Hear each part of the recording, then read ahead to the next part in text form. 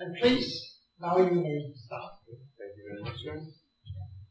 My name is Kevin Smith, and I'm going to present my thesis on the topic of development and operation of decentralized ventilation for indoor climate and energy performance. So I'll start with a brief outline. We'll start with the introduction, including background, aims, structure, hypotheses, and sub-hypotheses.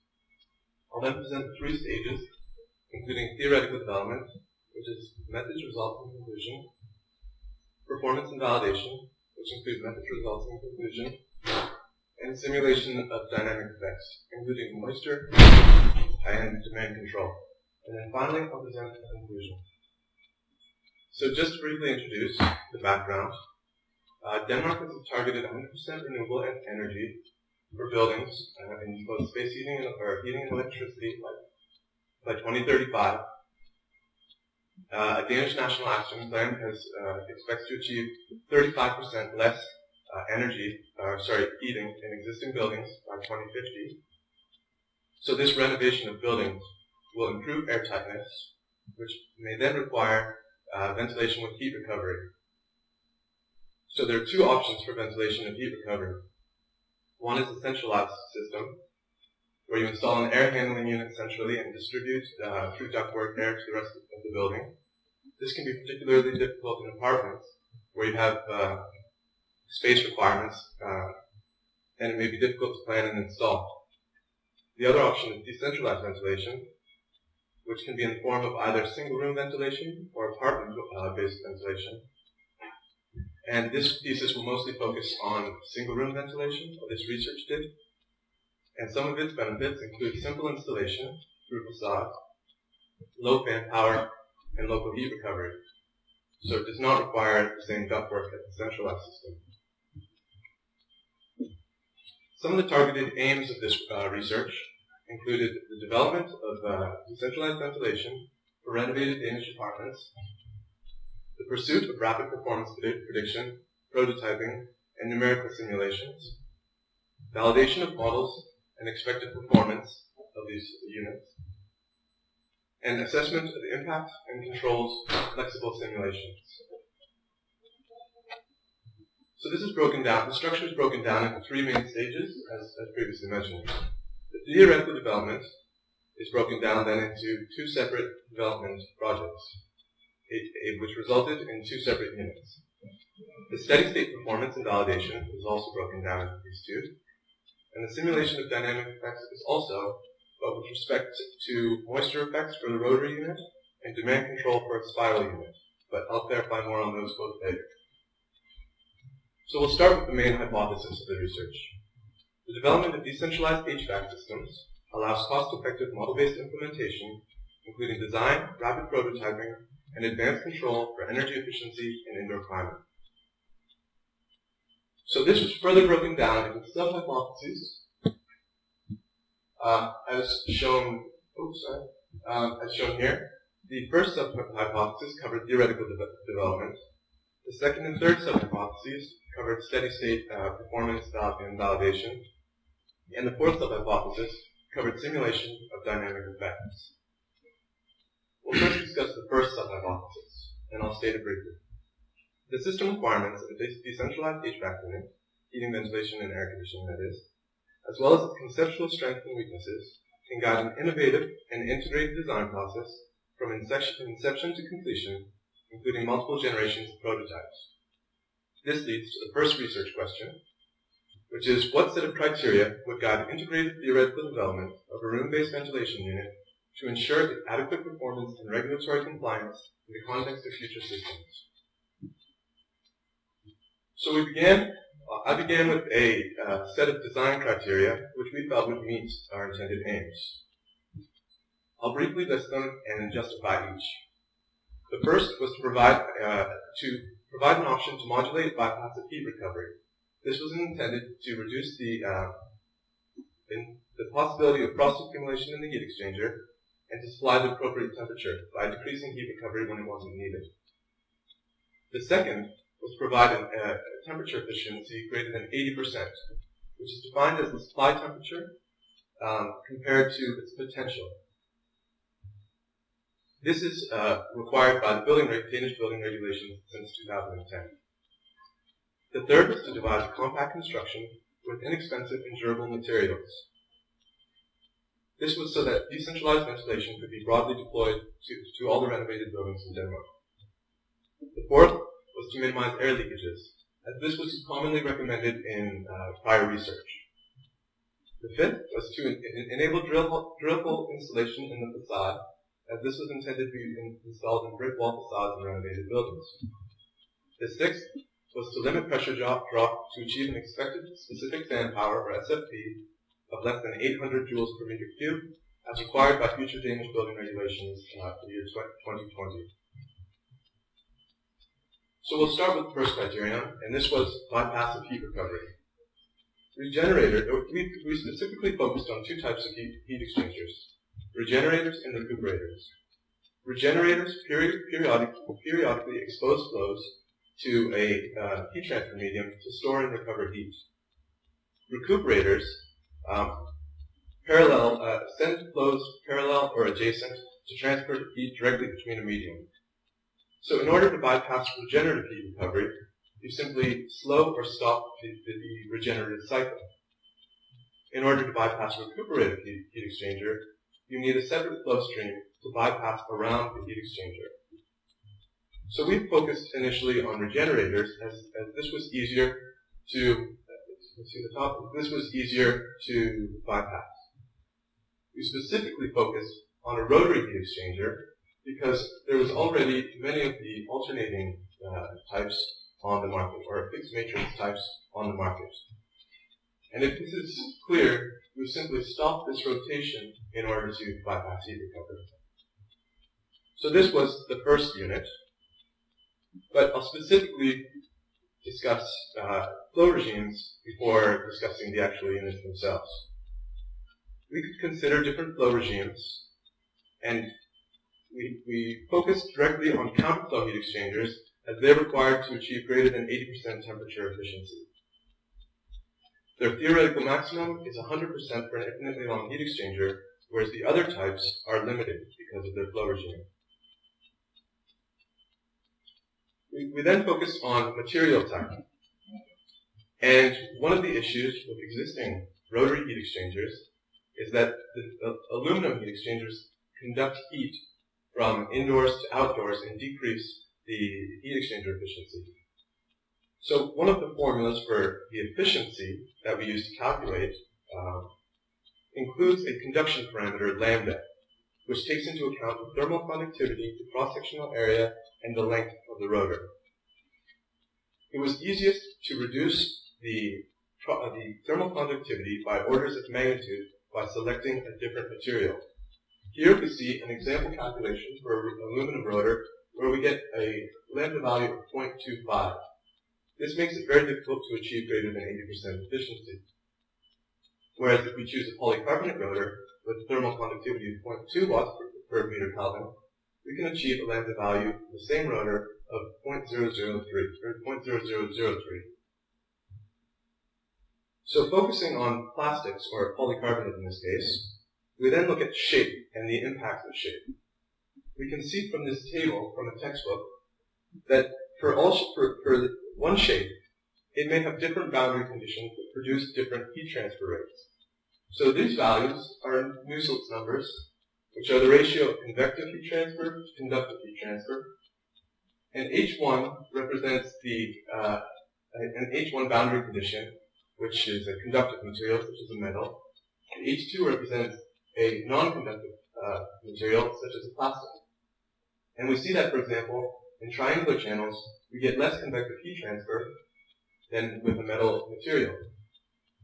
But we don't have this effect for circular channels or parallel or planar flow channels, because the Nusselt's number in these cases is equal for both materials. I'll just justify this briefly by explaining why this is. If we look at the velocity profiles for a triangle channel, we see that there are these stagnant zones in the corner. These are 10% contours for velocity, with the highest velocity being in the middle, the lowest being on the outer area. And we see that we have very slow movement in the corners, exactly where half of our perimeter is. So these black lines have been inserted to represent half the perimeter area, half the heat transfer surface. So we have this prevents us from achieving high degrees of heat transfer. But this is partially overcome in a metal material because the heat in the red area is conducted out to the perimeter, which allows this to be utilized to some extent. If we look at a circular channel, conversely, we see that you have a uniform velocity distribution around the perimeter. So you don't have these stagnant zones, so there is no benefit to using a metal. So this is why we focus on circular channels. And in this case, for a rotary heat exchanger, we use a plastic honeycomb polycarbonate, as here, you can see here, driven by a small rotor or motor in the middle. On either side, you have centrifugal fans pulling air through the heat exchanger, and you have filters at each air inlet. So this unit, with this unit or design, we then predicted temperature efficiency using this equation, which I won't go into detail, but I'll just note that you can see lambda is included numerous times. This is taking into account that conduction parameter. We also predicted the leakages.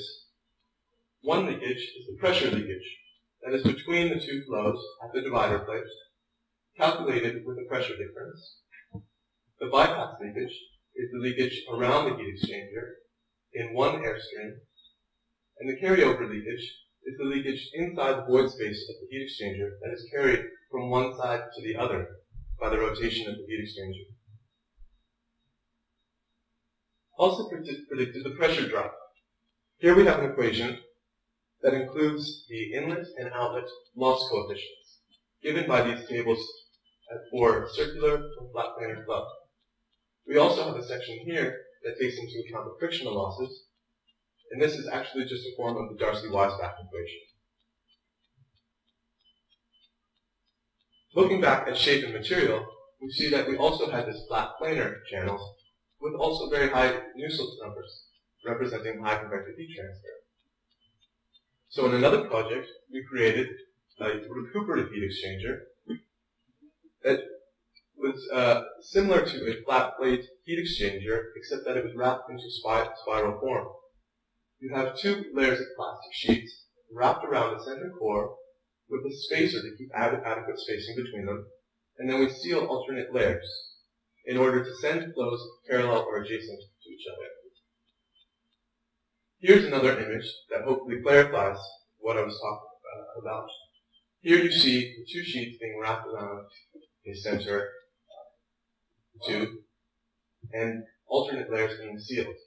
It was placed into a large ventilation unit that would be placed inside the apartment, driven by two fans with filters on opposite ends, and this heat exchanger standing vertically. So just to conclude on this subhypothesis, or on this investigation, theory and integrated design produced two novel ventilation units. One was a plastic honeycomb as a short rotary heat exchanger. Another was a new recuperative spiral heat exchanger. We predicted their performance rapidly and produced them rapidly. And just an added note that based on these two investigations, it should be noted that we need an additional criterion to ensure robust operation due to some mechanical difficulties in actually realizing the first prototype of the rotary unit. So to conclude on subhypothesis 1, the system requirements of decentralized HVAC fan, as well as its conceptual strengths and weaknesses, did guide an innovative and integrated design process from inception to completion for multiple prototypes. So we can conclude this as true. Now on to the second subhypothesis, which I'll state. The modeled and expected performance of decentralized HVAC systems and their individual components can be validated through full-scale testing in a laboratory environment, which leads to the research question, what expected methods are able to validate expected performance of room-based ventilation in the early stages of development? So just looking at this example with the spiral unit to measure the flow rates. So I should say briefly that I'm introducing the experiments here that validate the performance that we expected or modeled. So the first measurement we did was flow rates. For this, we attached a Venturi tube, which measures the difference in dynamic and static pressure, which we then correlate to flow rates based on tables provided by the manufacturer of the tube. We measure this pressure difference with a micromanometer. This was done for both units, and the results are seen above. For the rotary unit, which is symmetrical about the center point, we see that we have nearly equal flow rates.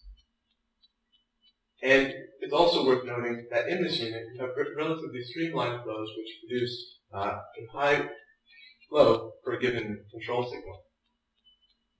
In the spiral unit, it's largely asymmetrical since we have the two fans on one side of the heat exchanger. The flow is not streamlined, as you can see the flow directly entering the tubes from the side. And the result is actually uneven flow rates. You can see that the supply fan requires significantly higher fan signal for a given flow rate. I'll just focus on the rotary unit now and the measurements of it. First, we did experiments in twin steel climate chambers, where one of the chambers was sealed, the other was ventilated, and we released a tracer gas into the sealed chamber and operated the unit at different flow rates. These were the expected fan flow rates that we had measured previously. We then measured the decay of tracer gas and were able to calculate the ventilation rate actually produced by the unit. This provided us these ventilation rates compared to the expected fan flow rates, which showed us that we did experience leakage ranging from 22 to 15%. We also used the guarded hot box in Building 119 at DTU to produce a warm chamber and cold chamber, as well as a metered box encapsulating one side of the heat exchanger, where we were able to measure the heat input to this box. Or in other words, the heat transferred through or transmitted from one side to the other. This allowed us to use two separate methods to calculate heat or temperature efficiencies of the unit. Here you can see temperature measurements of thermocouples as they're located inside the unit. So the temperature efficiency also allowed us to measure the pressure loss, or the recirculated air. Theoretically, a stationary rotor should not have any temperature efficiency, or its efficiency should be zero. But since there's leakages, you have flow of heat from one side of the heat exchanger to the other, which gives you a value for temperature efficiency. This allowed us to predict with the stationary rotor how much leakage we were actually having inside the unit. So with the stationary unit, we operate the fans, the heat transfer from one flow to the other, represents the leakage, and that's our values here. So this is actually another value for leakage compared to the one I measured previously with the climate chambers. And these compare to the model rates, which were lower, and show us we had more leakage than expected. We also used, in terms of temperature efficiency, we used the two methods that I mentioned previously. The heat input method, where we metered the heat into the box that encapsulated one side of the heat exchanger. And here you have different, you take into account different heat gains. We also used temperature measurements directly on the two inlets and outlets. And here they're both plotted compared to the modeled efficiency, which is represented by the blue. We can see that for the two larger flow rates, we have similar efficiencies for all methods, but for the low flow rate, we have widely varying temperature efficiencies. And this may be a result of the relatively high influence of the heat gains compared to the capacity rate of the fluid flow, or the air flow. We also needed to confirm that the bypass was effective by measuring the temperature efficiency at varying rotational speeds. So we decreased the rotational speed of the heat exchanger and notice that the temperature efficiency did in fact decrease, which means that we could bypass the heat exchanger if necessary. We also measured on the spiral heat exchanger, and in this case we measured leakage with different methods.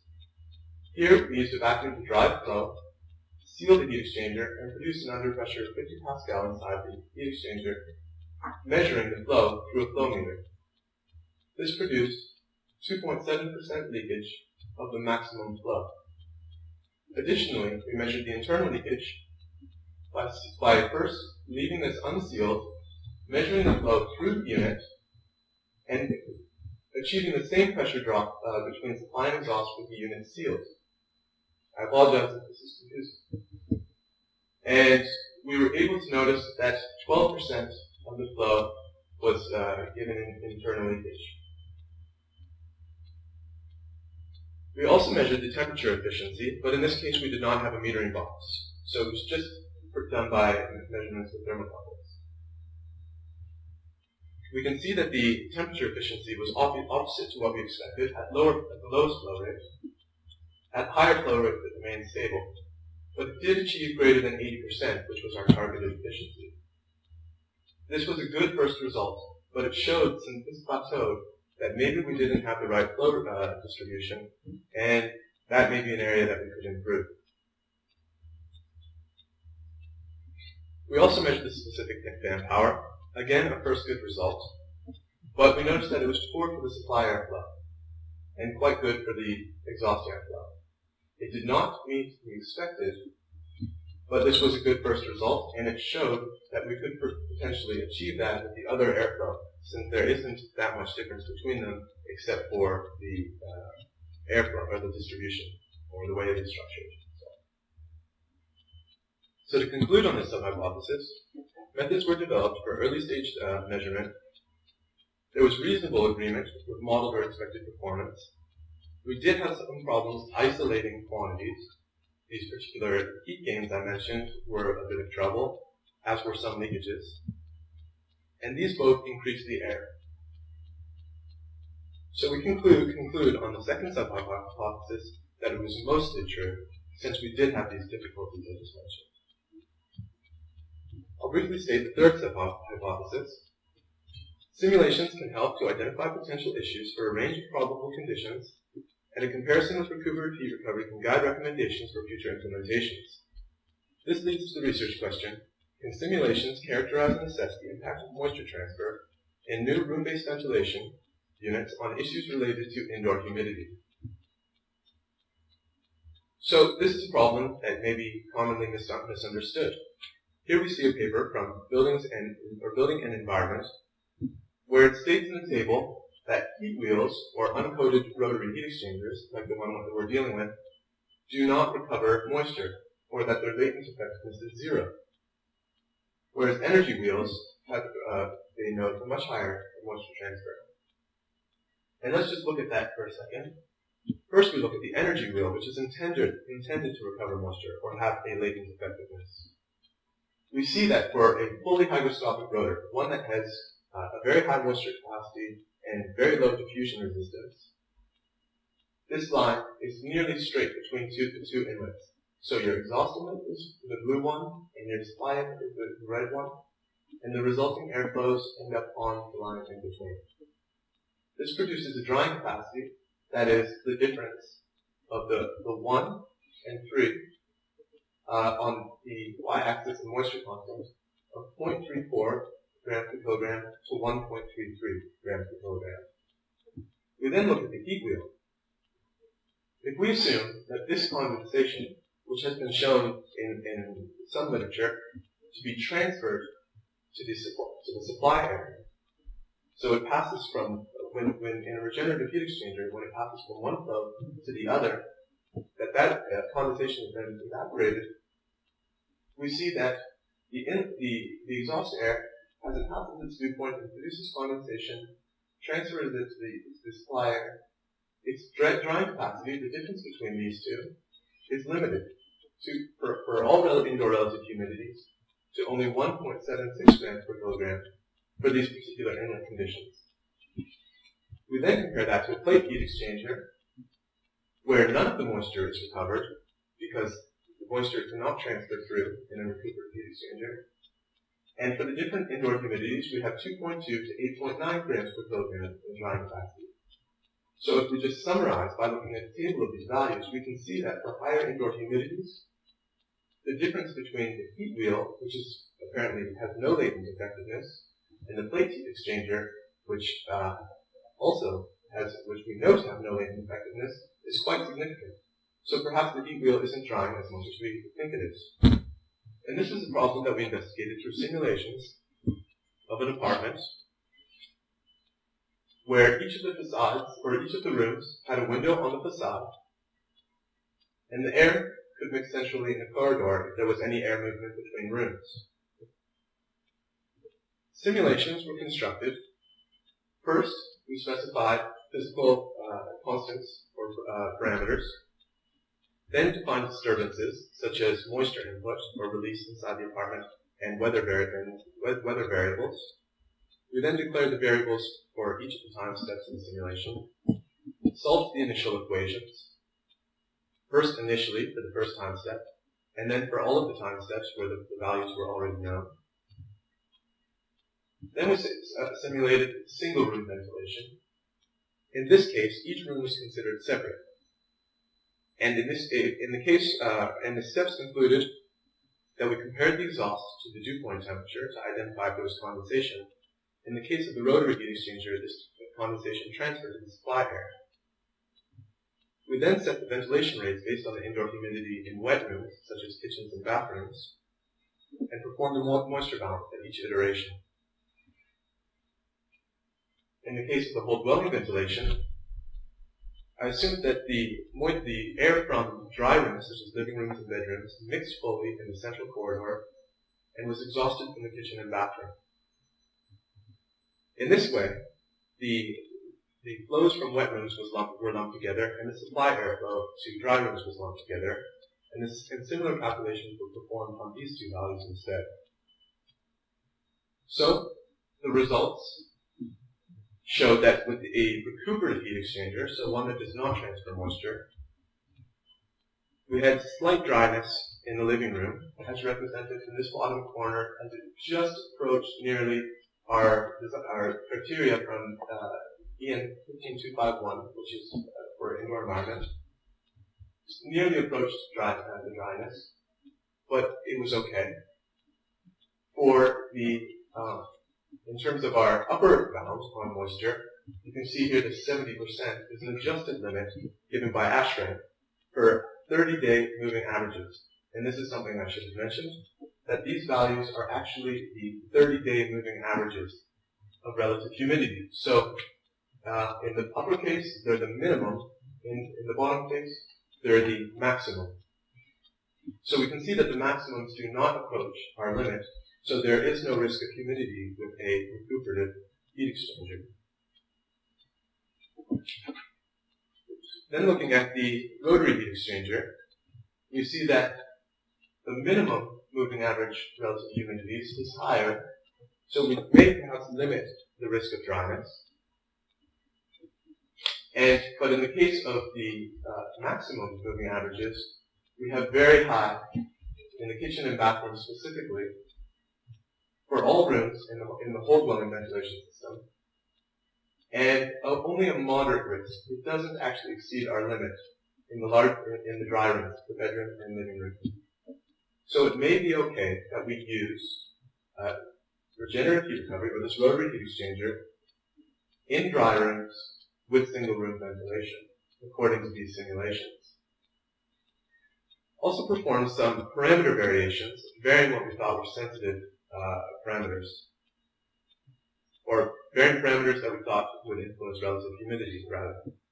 This included infiltration, efficiency, and indoor temperature, which is shown here. Infiltration, temperature, efficiency, and room temperature. We can see from this that the indoor humidity in the large bedroom, which housed 2 adults, was quite sensitive to these variations. And that the relative humidity in wet rooms, the blue and red, was largely insensitive to the parameter variation and was a problem for all cases.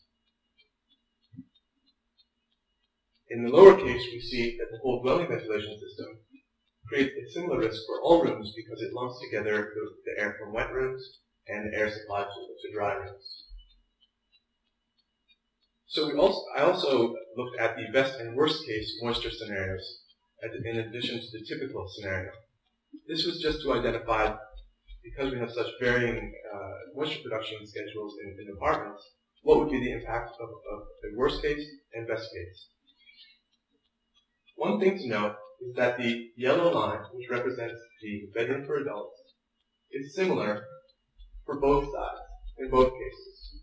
And even the green line, which represents the living room, approaches the yellow line, and that both are very sensitive to parameters.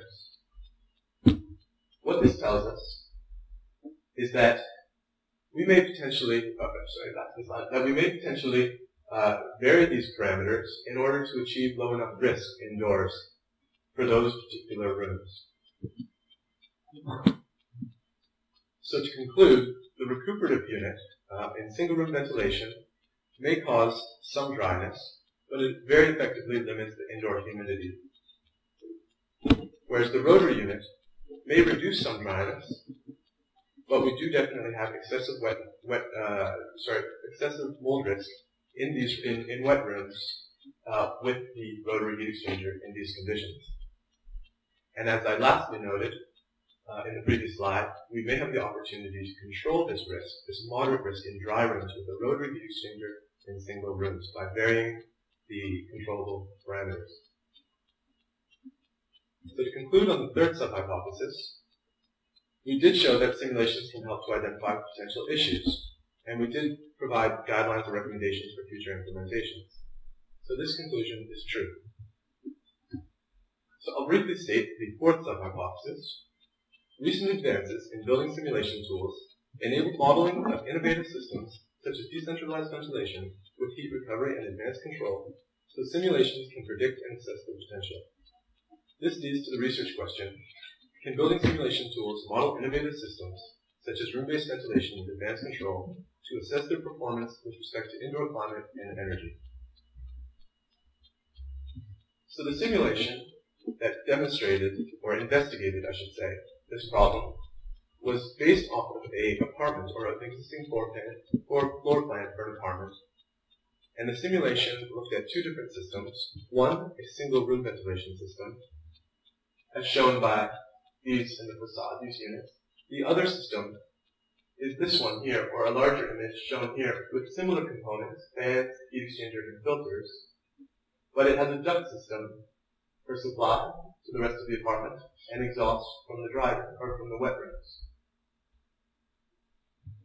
This was done in simulations in E/ICE, which allowed us to easily specify demand control scenario for single room ventilation based on CO2 temperature and humidity, with sensors and air handling units in each room. This was very easy to assign for each room. The whole dwelling system was a constant system, as is typical for these types of units, and this was at a constant 0.5 air changes per hour. Here you can see an image of the simulated building and just a schematic of the controls, which should not worry too much about.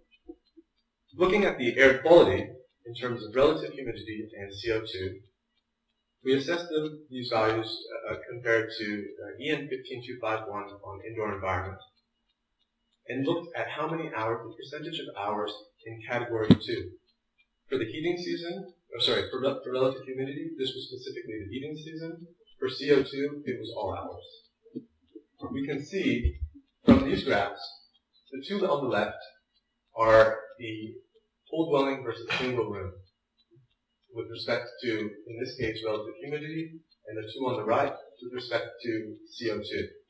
And they are very similar for all of the rooms, specifically with open doors, but we can see that both achieve relatively high instances of category 2, and that the single room ventilation, by red and purple, improves or maintains over the whole dwelling system.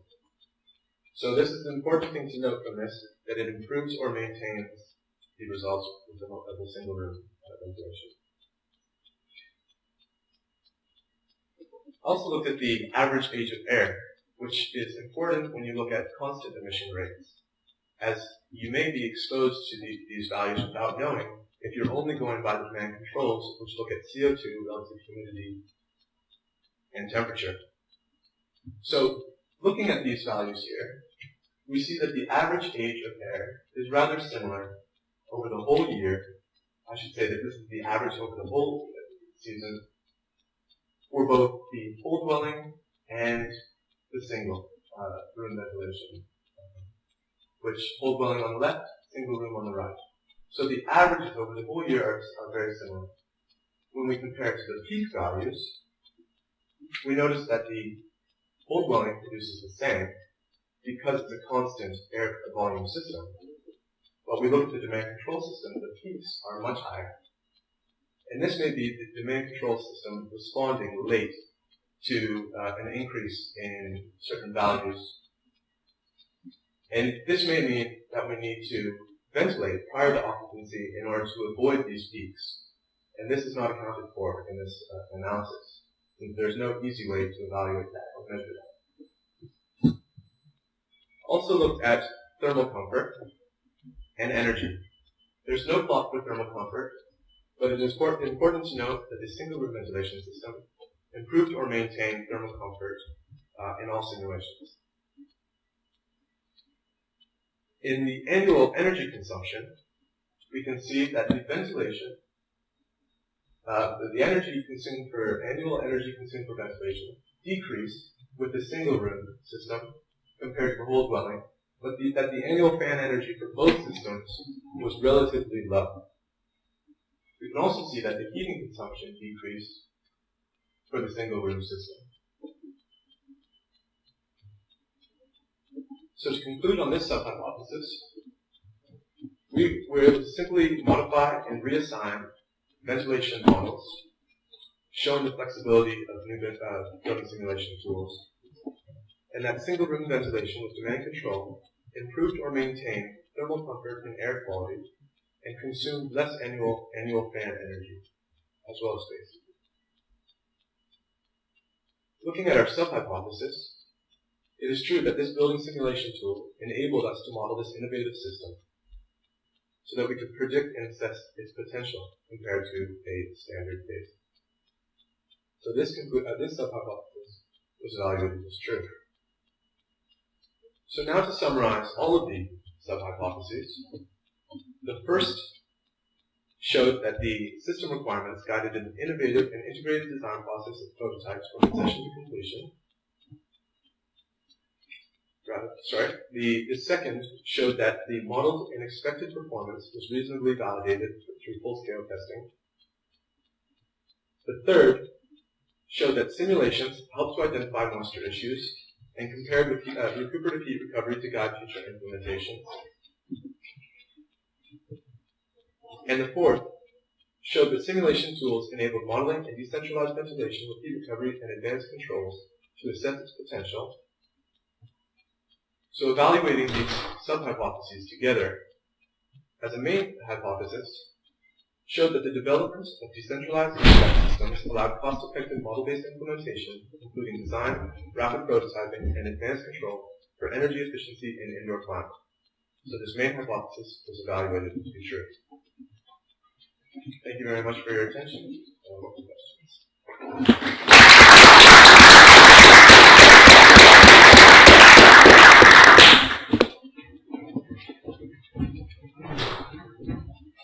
Thank you very much. See you during the question time, so that was very good. I will please ask you to remain seated. When you have questions. And first, I will give the word to Associate Professor Dennis Johansson. Yes. Please ask your questions. Yes, we will take turn in asking questions. Thank you very much. Very interesting work. It is highly needed to be able to develop ventilation technology in colder climates in the world. Still, of course, we have a number of questions to ask. I think I start out very broad right now. I down from your hypothesis. Can you somehow, if you compare what you have developed and found out here, if you compare that to what exists on the market, how would you say to somebody asking, what should I choose? What to choose? Well, I'd say that the moisture balance simulations show that if you're going to choose, you may, a room-based ventilation system, that you may want to choose the type of heat recovery based on the room. So I would not look at the regenerative heat exchangers with high efficiencies for wet rooms, simply because they recover too much moisture. They may be okay for dry rooms. That depends on a few factors. I looked mainly at a renovated apartment that was very airtight, and the efficiencies of the heat recovery were very high. So if the heat recovery was slightly lower, which then, of course, may not comply with building codes, or the infiltration is slightly higher, these regenerative heat exchangers may be okay for dry rooms. For that reason, I might say that the recuperative heat exchangers would be playing it safe for single-room ventilation units. The problem then is that not a lot of these exist at high efficiencies, because the airflow can be difficult to achieve at low. The airflow can be difficult to achieve in a very compact form, and they don't allow always for bypass airflow.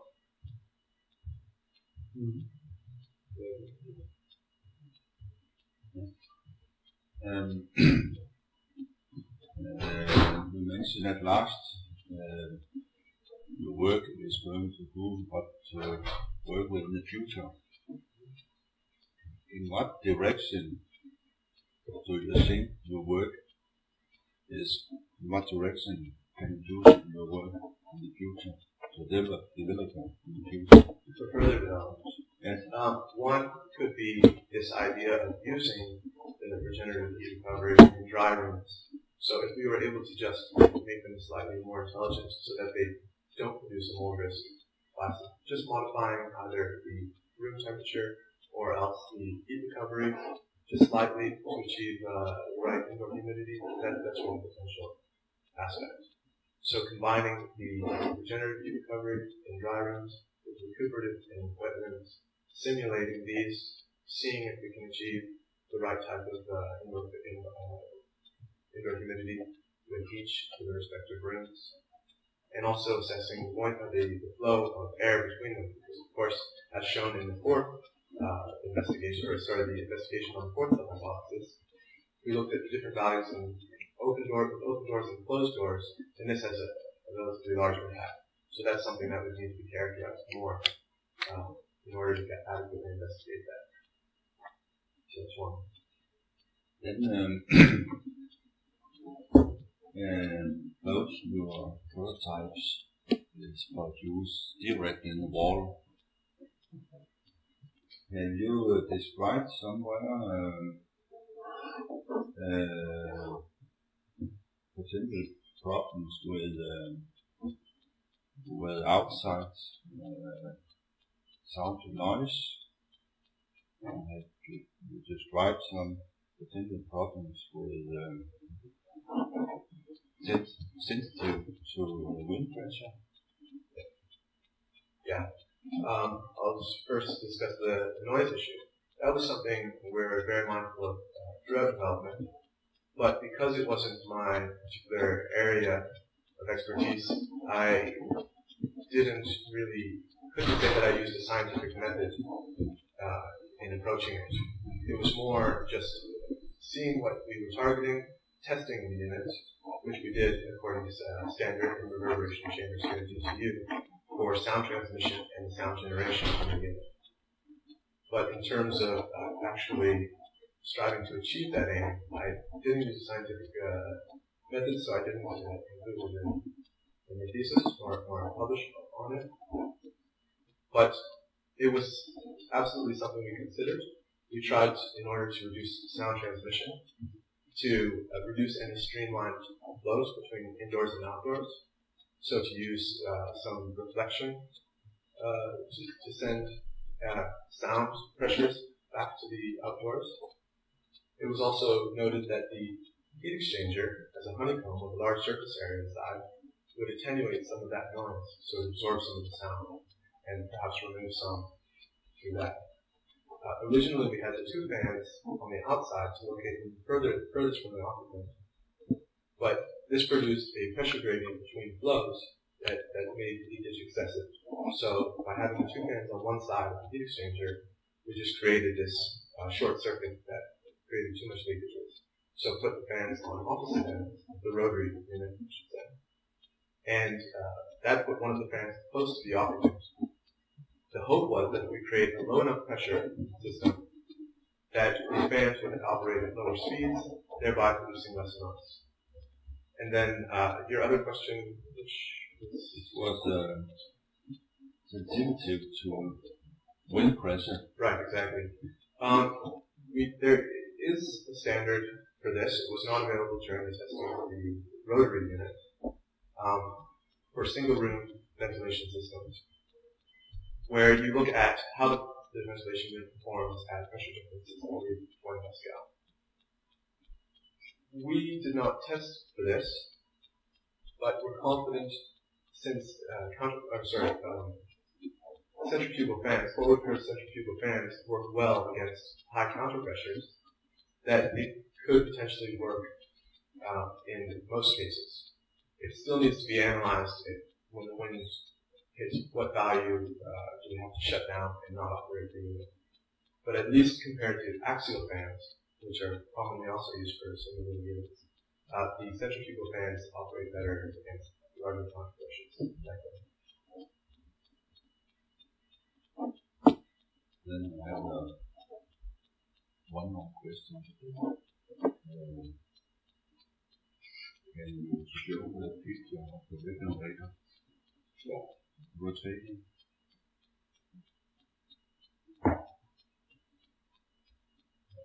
Forward. That's the spiral unit just being assembled. I wasn't clear. Was it forward? I know there's at least one just. Back one slide back. And it seems that you have problems with leakage in those prototypes. Can you give a plausible explanation of the relatively high leakage in that prototype? Why are there such high leakages? Yes. Well, or have you not considered investigated? The leakages were absolutely a focus because in initial prototypes they were so large that it made the unit dysfunctional. It just not worth using. So this was definitely a focus, and we tried to reduce tolerances wherever possible. But some concerns with, let's say, take this part for example, where you have a plate at the edge of the heat exchanger dividing the two flows, but it's in a mechanical junction where it has to be very close, but not prevent movement of the heat exchanger. We considered a brush seal because that's traditionally used at that location.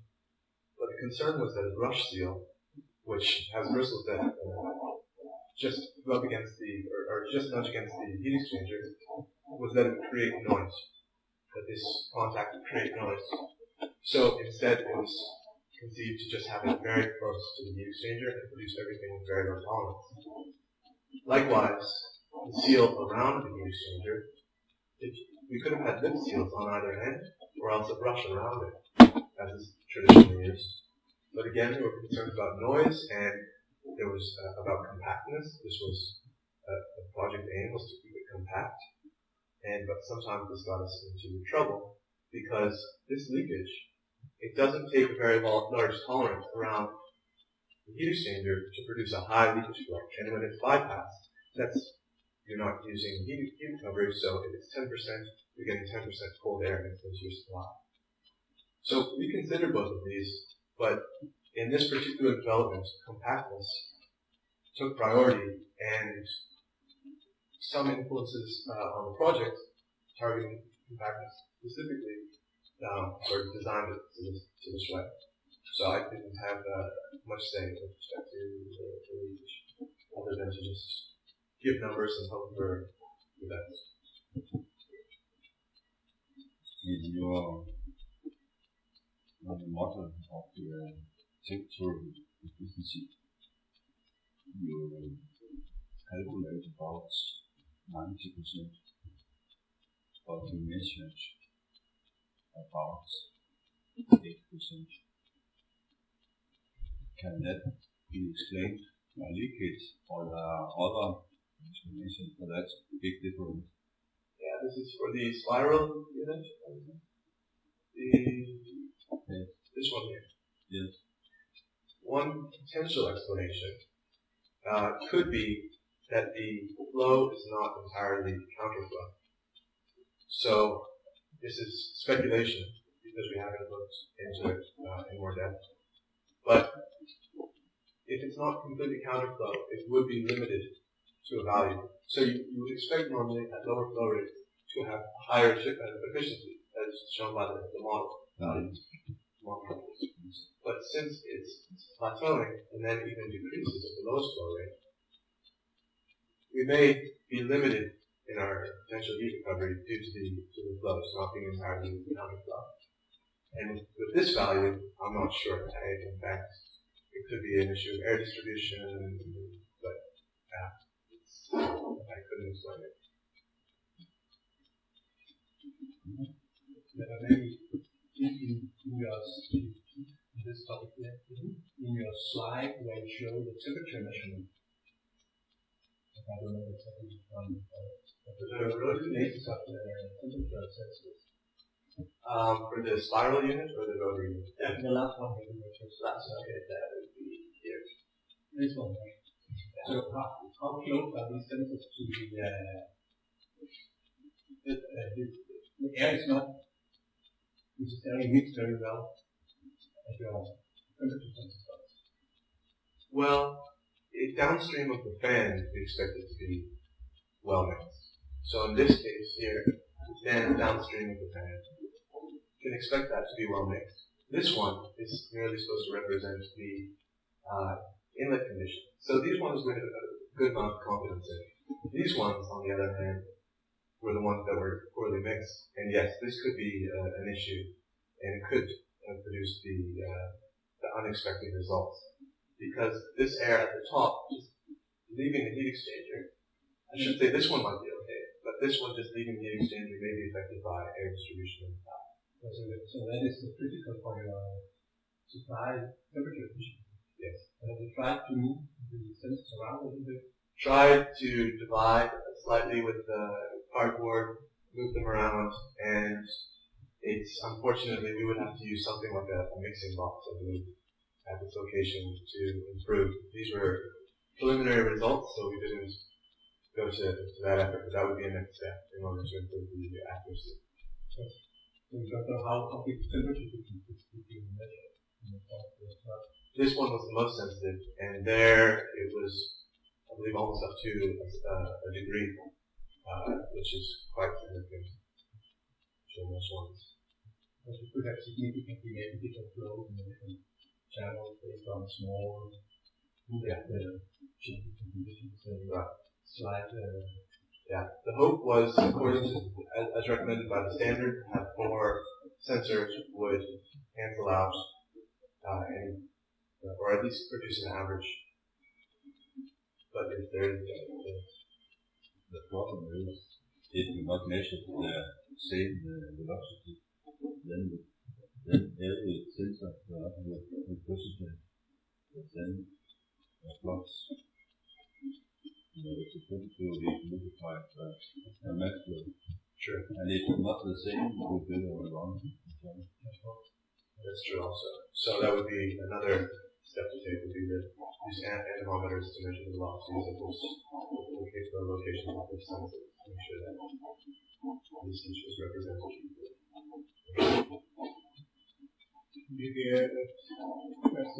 Here you ended up with measurements showing lower values than the pale readers.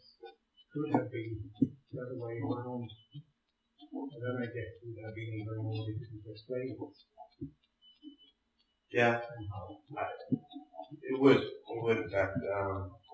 I would have had rather that problem, but it's, it was, this again was mostly speculation when it came to trying to determine why we didn't achieve the efficiency that we did. We can only try to improve for future prototypes.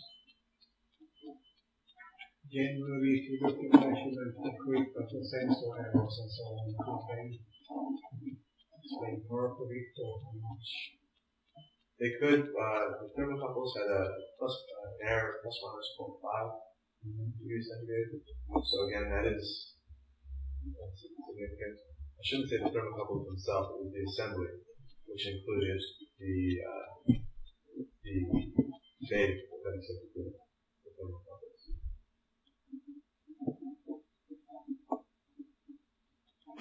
Yeah, yes, I'm going back outside this a little bit again, but if you compare these decentralized ventilation systems in multi-family apartment blocks, more renovated or info renovation, is this better? In an existing building or in a new building? Well, some would argue that in both cases it is better. There's an article by Donald Wolfenhoff from 2011 that made this claim, saying that you can achieve more optimality with decentralized ventilation. That is, as opposed to conditioning one airflow for every room and then terminally having to adjust the airflow or possibly reheat it, that you could have more efficiency by conditioning each air volume for that specific area that you're ventilating, also reducing the transmission losses through ducting, which are significant, of course. So these his arguments of this inherent optimality of decentralizing is then weighed against the lack of efficiency or the loss of efficiency from decentralizing. So usually you'll have more efficiency from economies of scale centrally, from central systems, and compare that to other inherent optimalities in decentralized systems. So this is a bit of a fine balance because it depends on the context. You could potentially design a centralized system with very low pressure drops throughout, with large ducts if you had enough space. In a renovated apartment, I would say better is kind of subjective, and I would have to say in what terms. But with respect to pressure loss, decentralized systems seem to be better.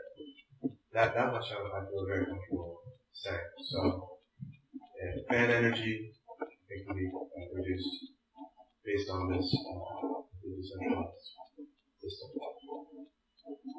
What about costs and maintenance problems? Yes, this is an important issue because people may not like that you are entering their home in order to change a filter, perform regular scheduled maintenance, and there may be safety concerns in them doing it themselves. Because the filter, of course, takes dangerous particles that you don't want to your air, and people shouldn't have to. They may not want to handle that themselves, or maybe they shouldn't be handling it themselves. So, in those terms, the centralized system allows a person to go directly to the problem in the mechanical room and solve it, as opposed to having to enter individual apartments. So, when you compare, there's lots of things we could compare these two, but those specifically may be the two that are most notable, as well as, I should say, with the decentralized systems, noise, I think, seems to be a primary concern. Because if you have the noise, if you have the fan, and the system's closer to the occupant, naturally there will be more noise. Yes, it's not quite clear for me the wave of production spent 4 hours in the best scenario and the worst scenario. Can you explain what is the vapor production in kilo per 24 hours? It's not. No, that would have been useful, and I should have done that.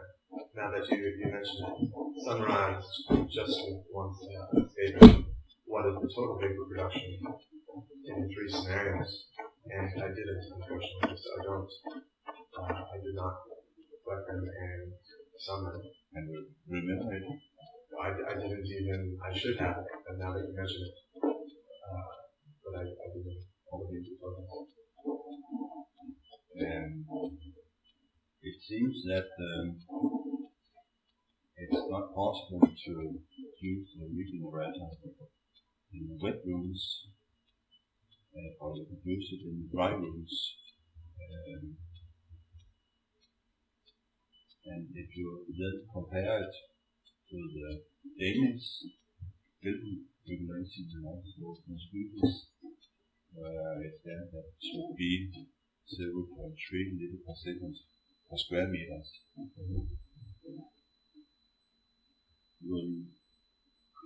And that it's because to take air in from outside and put some room air out again without any internal change. Will that not give you problems to sell it in Denmark and Sweden? When you have problems with the vapor of the exhaust vapor? So will it create an issue having this recovery of moisture with this The 0.3 liter per second per square meters is based on that you take air in from the outside and exhaust air from the apartment, and all the vapor is exhausted.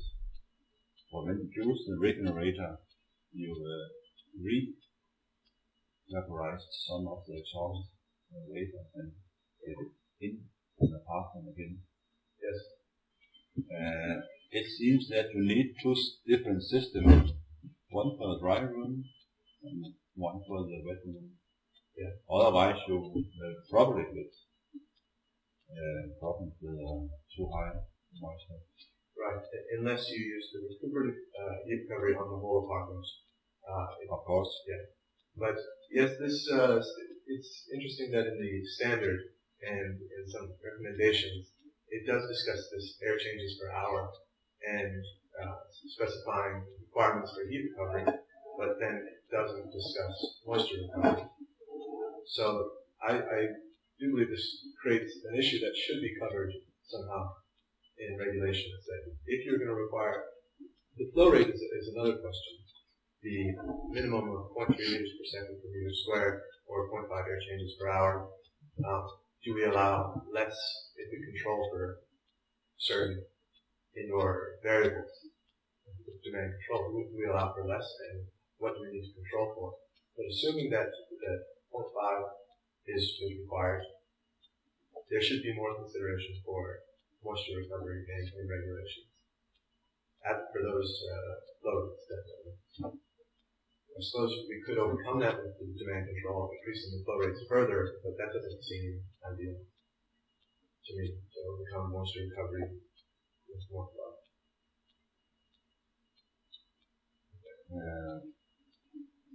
When we have to do with a single room ventilation unit, can you repeat? Did you investigate the ventilation efficiency? Ventilation efficiency? Efficiency. Because you have an inlet and outlet very close to it. Right. Yeah, we could have, this was somewhat covered in the tracer gas measurements, although I shouldn't say that because we had mixing fans. It would of course depend on the room, but the idea was that this centrifugal fan, this 4-foot centrifugal fan, it's kind of like a scoop, and it forces air at very high velocity off the tip of the impeller of the blade. So it produces high velocities, which may also be associated with noise, but at least it's thrown the air out away from the unit. It also, just theoretically, may produce a wall jet that would sort of glue the airstream to the wall, allowing it to create further separation from the unit so that it doesn't create a swirl or cloud around the unit. These are just ideas that we haven't confirmed, but judging by smoke tests that we did, which I should mention, looking at smoke tests, the air did circulate through the whole room, did have a lot of mixing. The smoke was projected as we expected next to the wall, quite far out from the unit. We thought that was sufficient, at least in this preliminary investigation.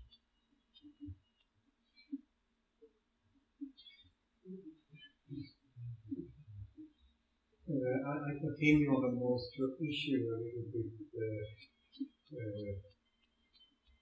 As I understand, you assume that all condensation, moist incoming air.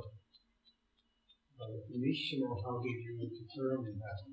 That all condensation would be transferred? Yeah. That was based off of some literature, but it is an assumption.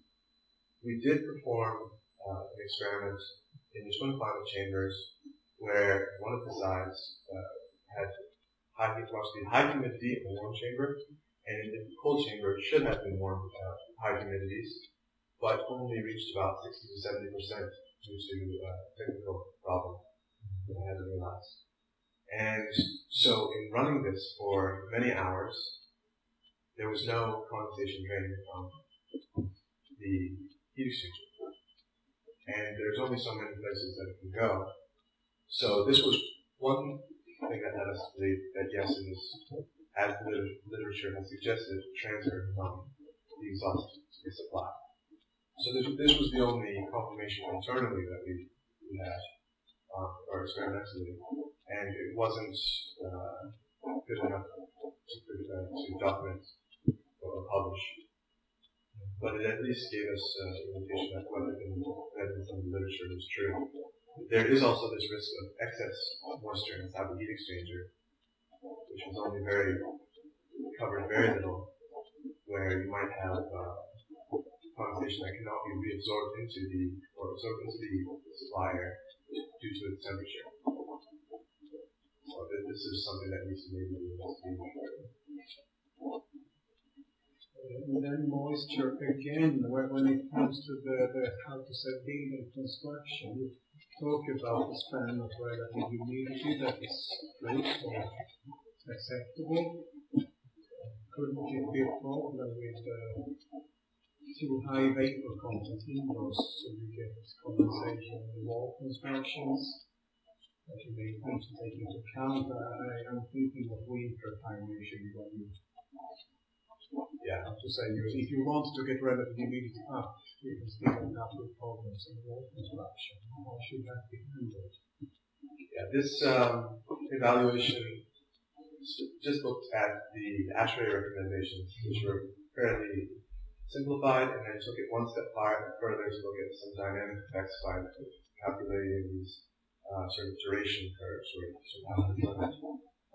It would be another step further to maybe investigate moisture movement through the wall for different constructions and what humidities would produce condensation inside the wall. It certainly would be worth looking at, finding out, because it's very difficult to put a limit on indoor humidity. We could also say that the limit in the dry room should be 50% due to dust mites. That dust mites that shows proliferate at values of relative humidity above 50%. So that could have also been the limit. And so unfortunately, it's kind of arbitrary. This is just where ASHRAE said we're focusing more on moisture, on mold risk, and mold is produced at a critical humidity of 75-80%. In this case, it's at 80%. And I calculated what maybe the surface temperature would be and tried to adjust the limit on indoor humidity based on that.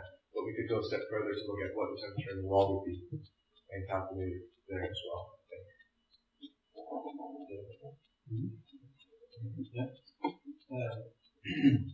In the last paper, we compared the demand control insulation of the city constant air volume insulation for the central. Yeah. Central.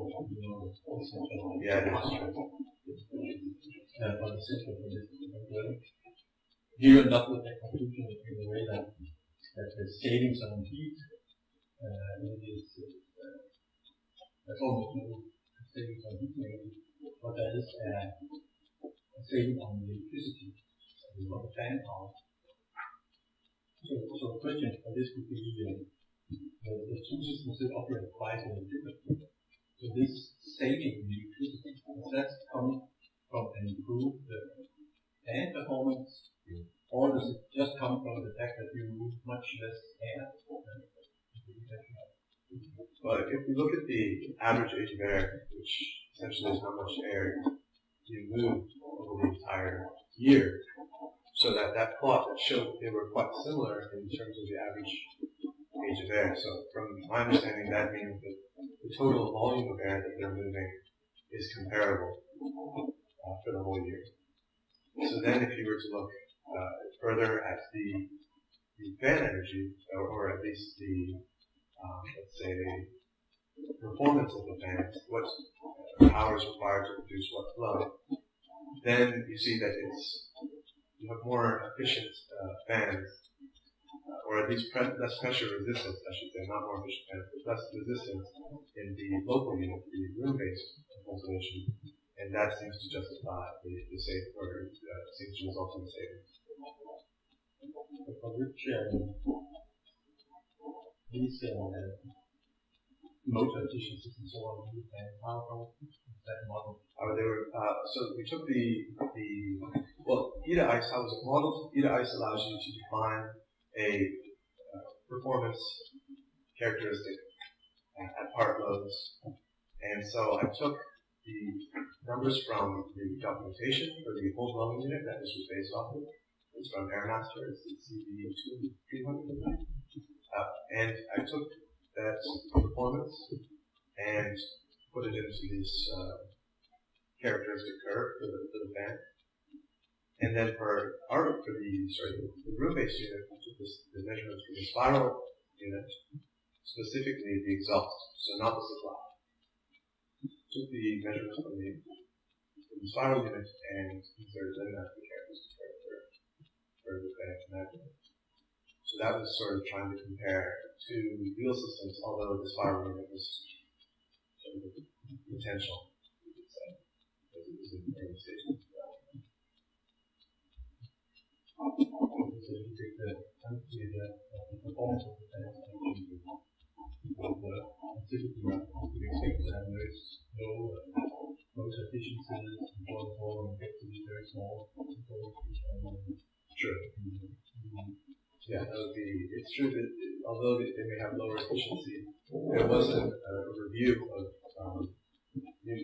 small air handling units, and I believe that's mentioned in the thesis that the three smallest units that were evaluated were single room units, and they had lower efficiencies, but also lower specific fan power.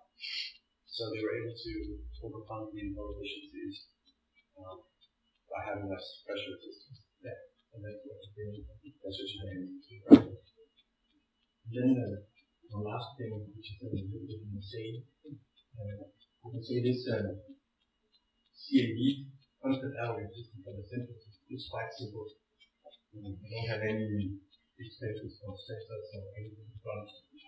So, and the comparison is then a fully decentralized system for the heat unit, where you have two sensors for each one. Relative humidity sensor which also really could be interesting.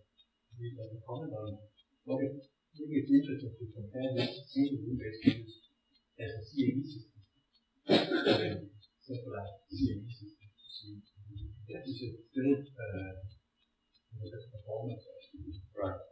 Yeah, I think it would be also interesting to look at that and see if it was a CAV system, what is the difference.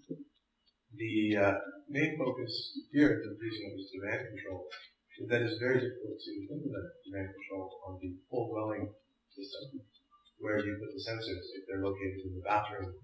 What is the lag time between changes in the dry room and the time that the bathroom or kitchen senses the change, and how do you adjust accordingly? Whereas in the room-based ventilation, especially with closed doors, a change in this production of CO2 or humidity may have an immediate impact on the sensed value of indoor humidity of CO2.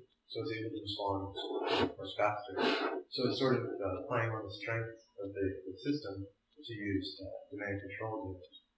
But that comes at a cost. So the sensors are getting much cheaper, but naturally it'll cost more to have them in each unit, maybe more units. So it would be interesting to look at if we just had a basic constant air volume system that would be centralized, or with the room-based units. What would be the difference with the whole dwelling? These are important to make it see which signal we come from. Right. The variation of that notion comes from the local producers and all. I guess we could say that by assuming that the average age of air is similar for both, for the whole season, that they're moving similar volumes of air, and it's just an improvement or maintaining air quality in each room as a result of the demand control. So just based on that, the average amount of air being moved, maybe we could say, infer something that it would be a similar result in terms of energy. Yeah. In the second paper, I mentioned in the last paper, you have both open and closed doors. But in the moisture investigation in the second paper, then you have the doors closed, where you have the receiving units.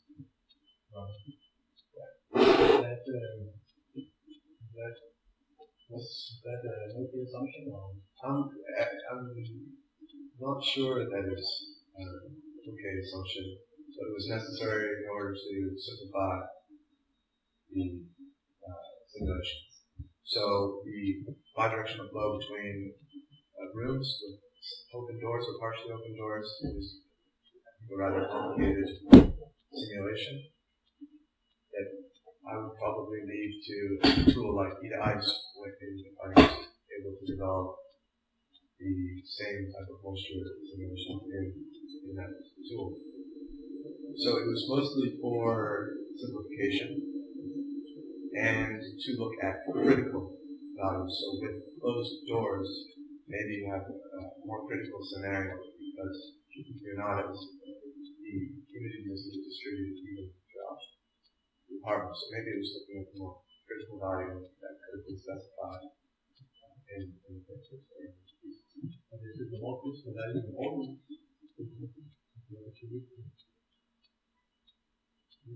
No, but if we're trying to identify potential issues, the ones that get sort of red flags might be the ones where it is critical. So if it was more evenly distributed throughout the apartment, it might say that you have higher humidity in this room. In fact, I'm not entirely sure. I would have to think about that for a while. At least you have a large multiple production in some rooms. So I would expect the result from driving, they would be driving higher, but if you have stage effect, That's very true. the best room could be slightly depending on how much the whole take a shower or not. Right.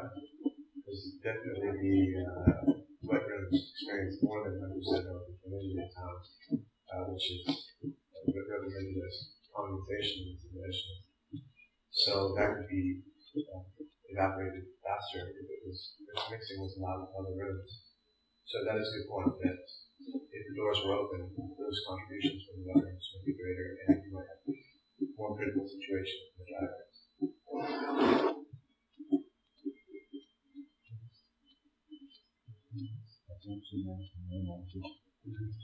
question. That's why we want we talked about the hypothesis now when it comes to some kind of science, which for me, if I make the story short, is Darwin hero. So could you try to speculate in some reason for the main hypothesis to not be true? Let's revisit it.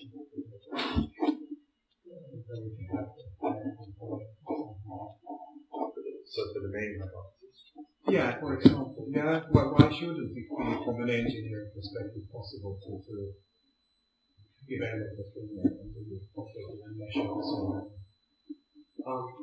I think there are so many balancing objectives where you have not quite. It really depends on if you have mutually exclusive balancing objectives. So if you want to produce an airflow, but you know you're producing noise, how do you limit the noise and produce the airflow? So this is one of the balances. You want to recover heat, but you don't want to recover moisture. Again, these can not be mutually exclusive by using a recuperative heat exchanger. So that is an option to avoid that problem. So it's encountering these mutually exclusive goals that may not be possible. And I'd say one of the biggest is this noise versus ventilation issue. And unfortunately, because it's not my area of expertise, I didn't cover it in large detail. It was just sort of approached as if we reduce the pressure in the system and sort of think constructively or qualitatively, how can we design? How can we limit the noise? So that's the scientific approach to that was not perfect. But that's where we could encounter difficulties in achieving these main hypotheses. If we ran into that obstacle, something with two goals mutually exclusive, just can't achieve both. Mm-hmm.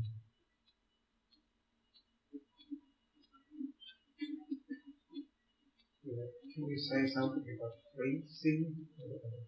Freezing and heat recoveries? Yeah. So with the regenerative heat exchanger, the rotary heat exchanger, the idea was that you could simply reduce the temperature efficiency of the unit by slowing its rotation, which raises the exhaust temperature so that we don't have a drop below freezing condition.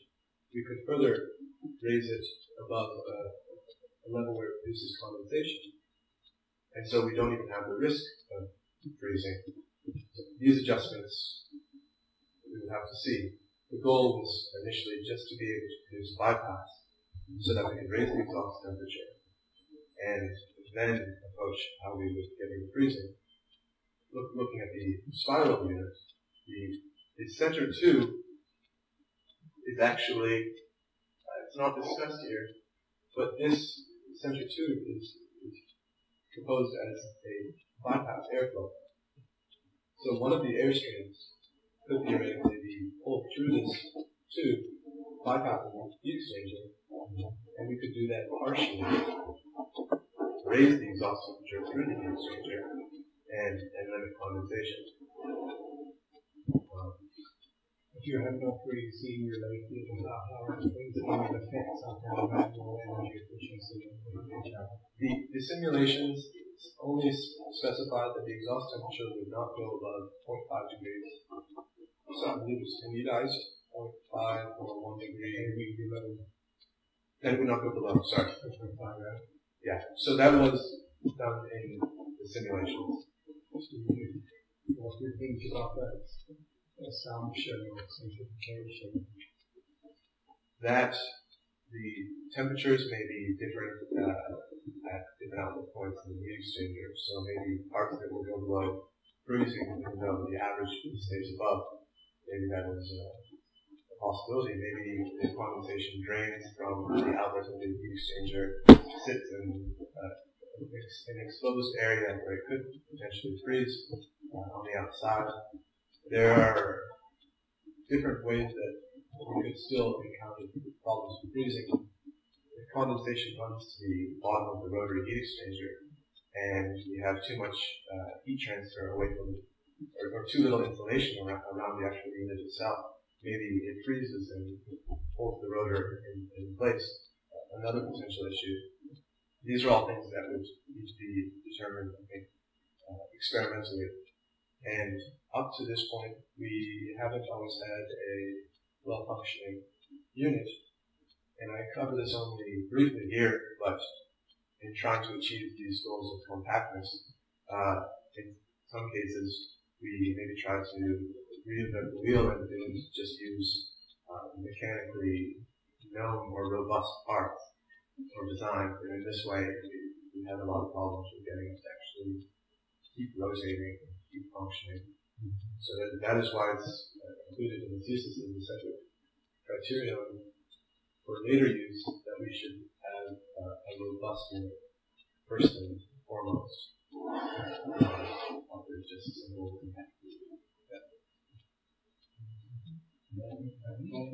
last question.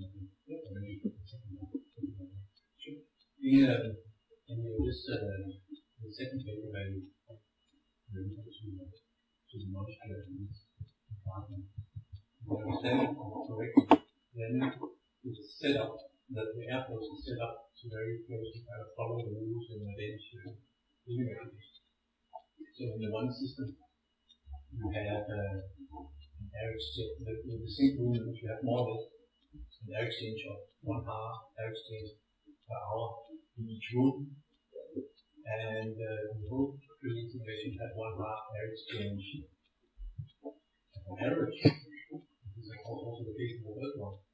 But the flow is distributed so that you have all the units that go to the room of the fire, and you have all the exhaust going from the bathroom. So this would be quite a difficult system.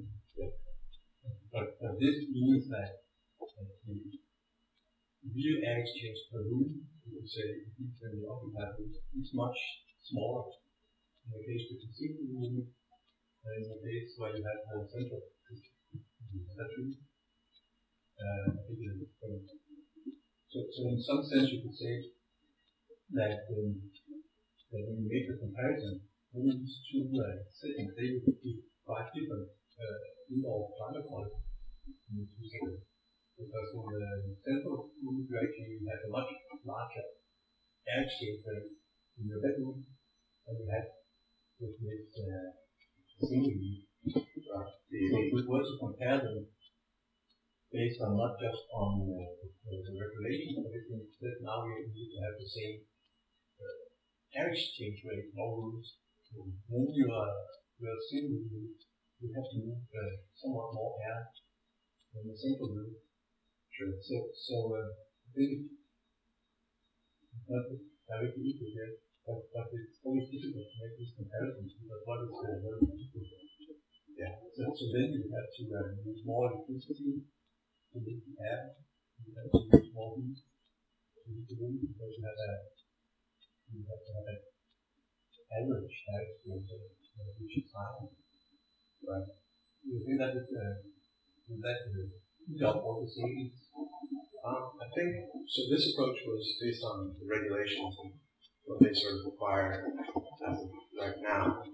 And in getting some clarification, I think we were able to see that it just needs to be this minimum value for each space. But if we were to go and look at the average age of air, for instance, or this fact that your air change may be lower in the dry rooms, or your average age of air being higher in the wet rooms, and adjust entirely. You may also, as you're increasing the ventilation rate in the dry rooms, decrease it in the wet rooms. So currently the wet rooms require 15 liters per second in the bathroom and 20 liters per second in the kitchen.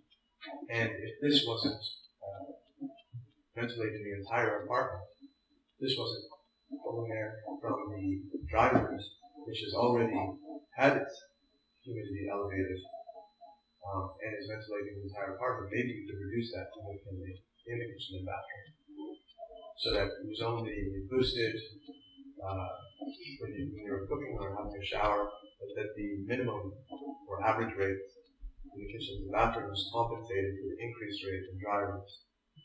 So it would be interesting to look at from that point of view, if you only did what was required from an air quality point of view, as opposed to what is regulated and look at it in more decentralized view. Maybe that could compensate, reduce rates of additional factor. Because I think quite a lot of studies show that maybe if we only had a half an air exchange rate carrying a pretty during the night, and then the air quality would be quite good. Yes, only that the fuel population is saved by the fact that we supply a higher fraction of the total right. So there's at least I think at least that you just go to the real of the regulations, then you may do the wash and maybe the thing, and then you try to solidity change the unless of course you go to the night control information, but that will be the next step in the extensive to the first step of the yes, but that's that would be the next step would be maybe to simulate demand control, at least to get an idea of what would be an appropriate ventilation rate. So it's not to say that we'd have to install units of demand control, but at least it could give us some information of what our ventilation system should maybe look like. Or I suppose even a quick steady state calculation with CO2 reduction in the night with 2 adults in the bedroom could give that to us much easier. But that would be interesting to look at. Even if the comparison between real comparison and philosophical.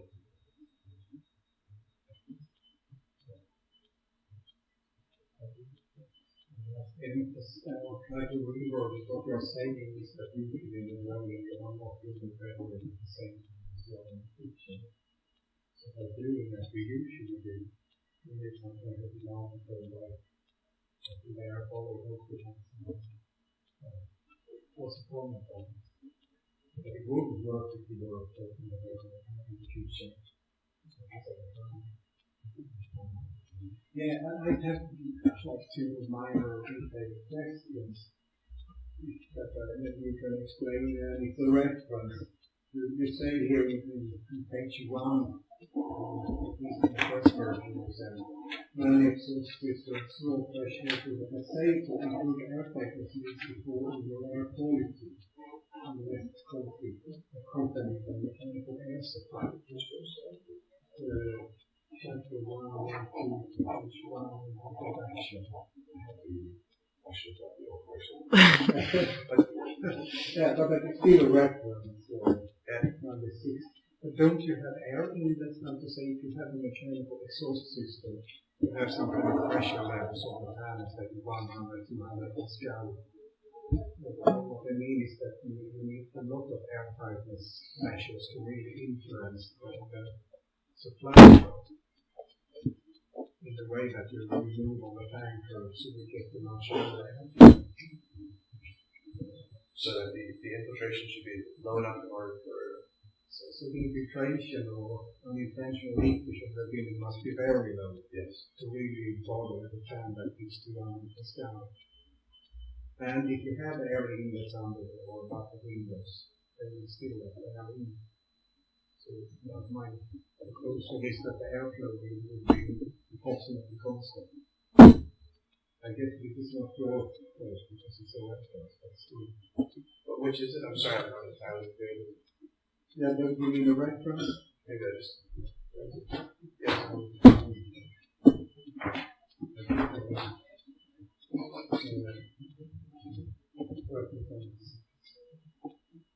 Is probably saying that if we make air tightness measures, then we don't get the exhaust air out from the building, I guess. Right, or at least the supplier is essentially blocked off, so the existing ventilation system is just extraction fans, and we depend on cracks and orifices in the facade around the window as the supply air. So if we seal that just by replacing the windows, because so much of it comes in through gaps around windows, if we replace the window, that shuts off our supply. But maybe you're right, like Steve proposing that we're never rejecting that air. No, right. Let's get there in. And at least in Sweden we usually have air in the valves. So as long as you don't cap them off, you really get there.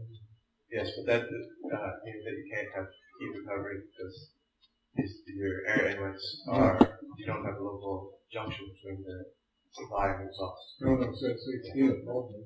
Then I have another question regarding the factor aiming. Can you somehow, I think you showed it in a very good way, but when I read it here, I think it's a mismatch or a mix between aim and method. Okay. In the aim section. In the aim section, Sure. You It think does on how to do things. That is true, yeah.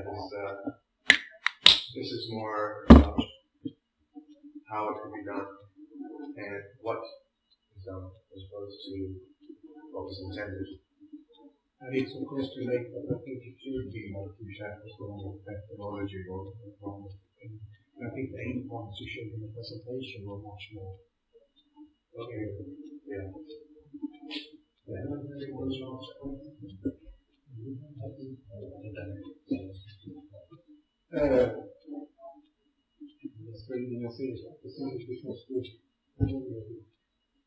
What would you approach differently if you were to bring them now? Starting from the beginning again. Yeah, starting from the beginning, I thought that I would get to the point of developing advanced control algorithms quite early on. So the expectation was that the first prototype would be almost ready for experimentation, and then that I can start really working on models or on the controls early on. But the reality is that these prototypes take many generations, collaborative effort, so there's a lot of goals that don't always mesh differing objective disciplines. And so maybe to just isolate some components for myself, so maybe instead taking project money and creating a separate rotary heat exchanger with the material that we look at, so that I can isolate or limit the leakages as much as possible and test specifically how does that rotor material function as a heat exchanger with completely limited leakages and without a motor producing heat gains inside of it. So isolating more experiments and taking more baby steps as opposed to thinking that the unit would be produced and that we start realizing these different control systems on it. I think that would be the biggest difference of just trying to have these smaller milestones and focusing more on isolating smaller experiments that would contribute. Yes. Thank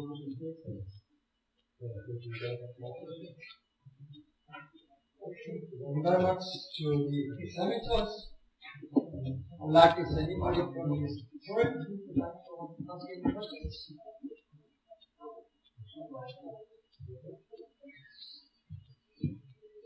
Okay, thank you very much for your attention. I can say now that the external examiners will now write a recommendation to the Senate of the University for a final decision on the PhD degree.